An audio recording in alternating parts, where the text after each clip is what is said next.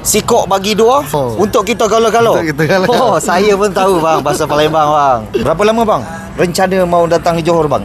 Dari Singapura ke kemari? Ya. Baik bang. Okey, putuskan dulu itu. Namanya siapa bang? Lupa nama tanya. Rahmat. Rahmat. Tapi special hari ni kita nak abang suap akak dulu boleh? Ya, boleh. Oh, cantik isi dia. Boleh tunjuk sikit bang? Ini isi dia garlicnya. Garlic. Okey. Utamakan isteri bang baru sayang isteri. Bismillah. Bismillah. Ya. Okey, kita tengok abang makan pula bang. Tengok kamera sikit bang. Okey. Oh. Semuanya untuk warga Palembang, Ya. jangan lupa mampir ke sini. Makan apa? Makan apa ini? King crab. King crab. Ya, di Johor Bahru. Di Johor Bahru. Baik bang, terima kasih banyak bang. Okey. Baik kak, terima kasih Wong kita galo dari Palembang.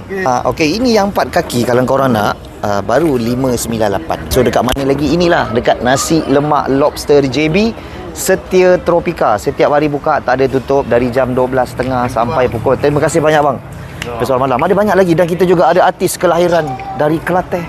Okey, ini kita bersama dengan abang Eri kita yang setiap kali datang makin muda, makin kacak. Saya nak ambil dia punya tips kejap lagi Baik boh, relax dulu kejap lagi sampai Baik. So siapa yang minat Eri Putra tolong komen. Saya sayang Eri Putra. Okey, ada berita baik untuk korang yang ada gaut mak ayah ke, jangan lupa dapatkan ini HW Beauty Herbs. Pastikan ori 35 boleh dapatkan dekat restoran saya. Ini baik tau kalau yang ada sakit kepala, yang ada sakit lutut, yang ada sakit kaki, yang ada sakit pinggang, boleh dapatkan ni jangan lupa Ambil sikit. Tunjuk. Ni. Barang padu. Okey, dan tolong komen.